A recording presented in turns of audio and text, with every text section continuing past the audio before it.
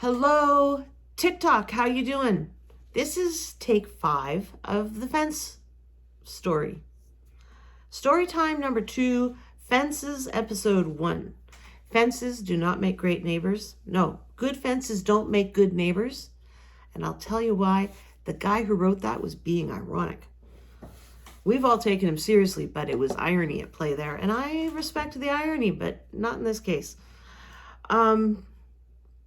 I have to run through this really, really fast because there's so much. There's just so much.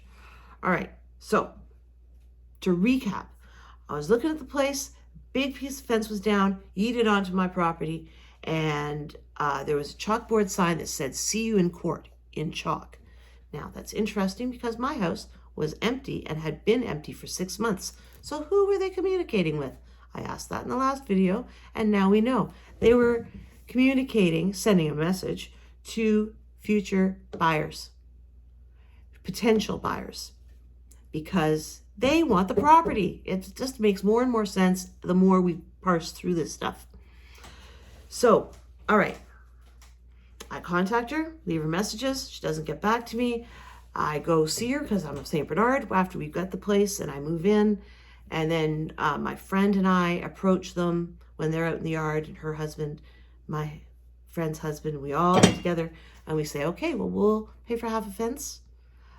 Pick anything you want. Just let us know how much. Or unless you want to do something else. And we had this conversation 3 or 4 times and everything seemed hunky-dory, except then there was this great span of time when nobody was talking to us and we didn't know what was going on. So we get an email from Shelley saying, we're fencing in the whole property. We're going from the front yard all the way through back and all the way down to the chain link fence. It's ours. We're doing it 6 inches on our property. We're paying for it ourselves. Fuck you. No, but basically, call your lawyer. We'll see you in court. Like all of her emails end with, "We'll see you in court, call your lawyer," or "you've been warned." So, and we kind of joke about that because it's always like weird things. So we thought, well, this is strange. This is a strange turn of events. They're doing it 6 inches on their property because they don't want me to touch it, paint it, staple anything to it, hang anything from it.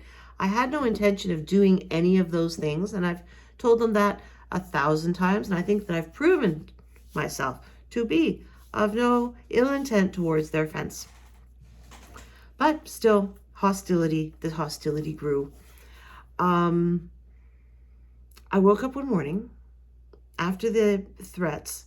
I woke up in the morning and I heard voices in my front garden, and Tony and Shelley were in my front garden digging it up, and they threw away the plants, by the way.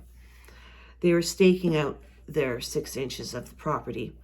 They threw away my plants and any flagstones that were there that I don't have photographic proof, but I have a memory that it was lined in flagstones. It doesn't matter because I've got lots of flagstones and I still have a significant garden left. But it was very rude and I felt very frightened. So I ran downstairs and took a picture of Shelley, took a picture of Tony bent over my hydrangea garden for some reason. And then I hopped into the car and I took off as fast as I could and stayed away until I was pretty sure that they would be gone. Sorry. So it began. They built their fence. Their guys came, speaking of having no boundaries, these guys came. They were hanging out on this porch behind this door here, smoking, sitting on the deck, looking in my windows. They parked their heavy equipment and trucks on my lawn overnight. It was very strange, and I didn't say anything because I don't want conflict. And especially then, I didn't want conflict. Where does this go? Okay, so now, got this fence. And the reason why they've done the 6 inches is so they can visit it whenever they want. I told them, I never said no. It's an outrageous request, actually. But I never said no, they couldn't visit it. All I did is I asked them to please notify me first. Just drop me a text, drop me an email, drop me a phone call. And my friend also contacted them and said, just drop Jules a text, an email, phone call, whatever you like. Just give her a few minutes notice before you come over or send people over for her safety. And they said, we don't need an appointment to visit our own fucking property. And Cheryl doesn't think she used the F word, but I think she did. And if she didn't, there was intent. There was F word intent in there for sure.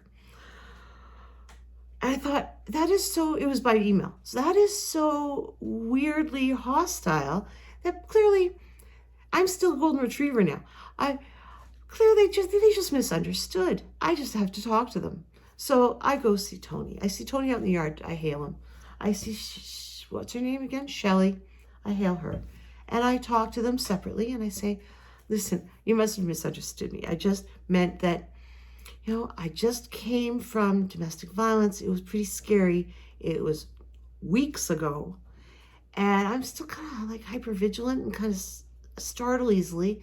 And it would just be so great if you could just give me that little bit of warning. It'll cause me so much less grief and startle and panic and stuff. Like, just, yeah, neighborly consideration, socially normative behavior is what I was really thinking. But no. And it was like a big hard no on that, Jules. And it grew from there. So they built the fence. They built it down to the top of my lower garden, which used to be a pit. Now it's a lower garden. They wanted me to fill that in. In fact, they demanded I fill that in, but I wasn't going to fill it in. Not for all the tea in China. How I already moved the 100-year-old grapevine for her, trying to make her happy. I didn't realize she's the kind of person that is never happy. So I did all these things. She wanted me to move a planter box that was in the pit because it was next to their fence. I took it down. I moved it. I left the soil in place because I didn't know where to put it yet. And they were coming into my yard and walking across it and kicking the dirt down and trampling the ferns and the lilies that were planted there. Because it was full, it was chock full. It's been growing for like 24 years, full of ferns and lilies, and it was awesome.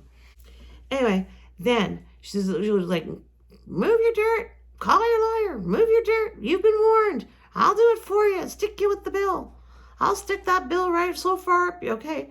All right, fine. So I move the dirt, and then it's, get an email. You trespassed on my property. You stole my dirt. Are you kidding me? It's crazy. So is that the end of the fence story? Well, sort of no.